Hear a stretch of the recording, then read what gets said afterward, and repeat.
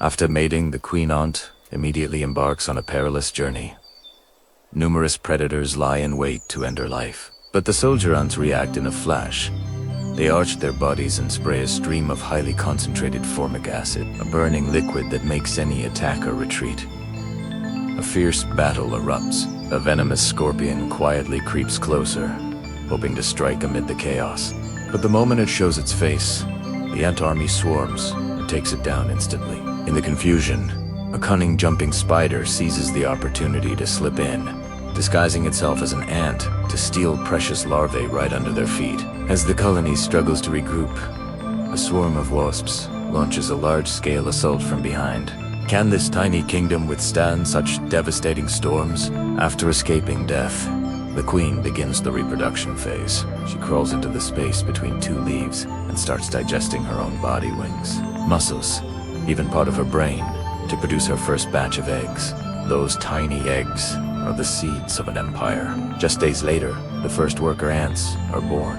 Yet the queen's sacrifice doesn't end there. She keeps consuming what's left of her body to lay more eggs. As the colony grows rapidly and the nest becomes cramped, the queen sends a signal to expand. The workers form living bridges, using their own bodies to pull the leaves together, an extreme test of endurance. Each ant gripping the edge of a leaf as tightly as possible.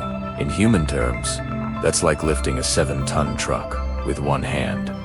But stamina has limits. They need an adhesive to seal the leaves. At that moment, a worker ant carries over a larva. The key to the final step, the worker positions it precisely where reinforcement is needed. At a certain stage, the larva secretes silk-rich and special proteins. The workers gently stimulate its head, making it release thin streams that harden on contact with air. Back and forth they go, layering strand after strand until every gap is sealed.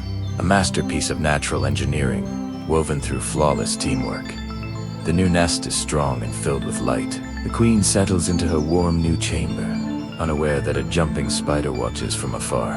Infiltrating an ant nest is suicide, unless you rain disguise. The spider mimics not only the ants' movements, but also their scent. Since ants have poor vision and rely almost entirely on smell, the guards don't suspect a thing. Right before their eyes, the spider quietly steals a larva and slips away unnoticed. Yet such losses are insignificant when the queen can lay thousands of eggs a day.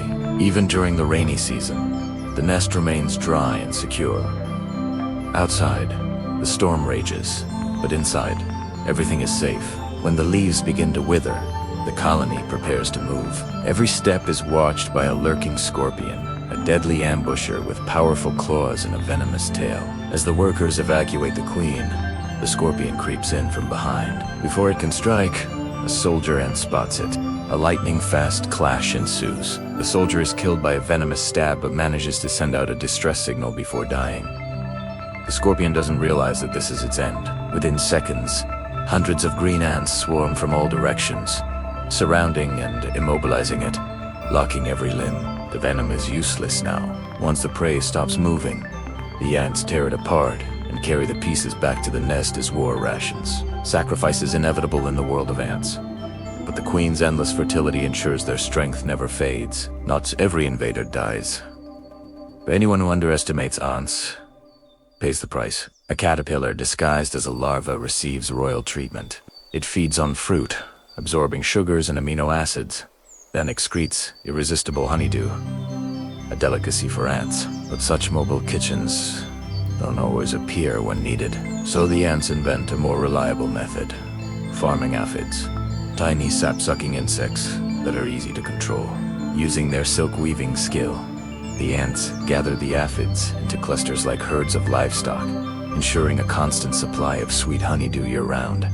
The herd is closely guarded. Any escapee is gently carried back, but overbreeding sparks conflict. Nearby yellow ant colonies, angered by the shortage of nectar, march in to invade. The green ants are unshaken. They raise the alarm for war. As the enemy swarms forward, the green army takes the treetops, ready to fight. The battle explodes. For the ants, food is a strategic resource. Losing means starvation. The invaders keep coming, and casualties mount. From above, Green soldiers counterattack with formic acid, which not only burns, but also destroys the enemy's sense of smell. Their navigation system, using the terrain to their advantage, the green ants gradually turn the tide. The attackers panic, leaping from the branches to escape. The Green Legion reclaims dominance. The queen resumes laying eggs, expanding her realm. Within months, the colony grows from tens of thousands to millions, and so does its hunger. But a new threat arises: wasps, fierce defenders of their own hives. Ironically, their larvae are the ants' favorite food. A strong gust blows the ant nest dangerously close to a wasp colony. The wasps immediately sound the alarm. The ants, fearless, advance. The wasps, unaccustomed to group warfare, are surrounded and stung. Yet in one-on-one duels, they dominate. The ants switch tactics, launching a mass attack with concentrated acid. The wasps counter with overwhelming force, shredding the nest.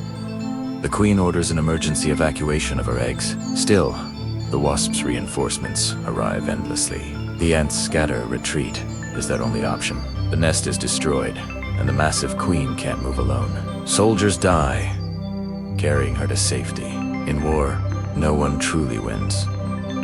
Both sides suffer heavy losses. Under the same canopy, such battles will repeat endlessly. Only when one kingdom is wiped out will peace finally come. But that will never happen.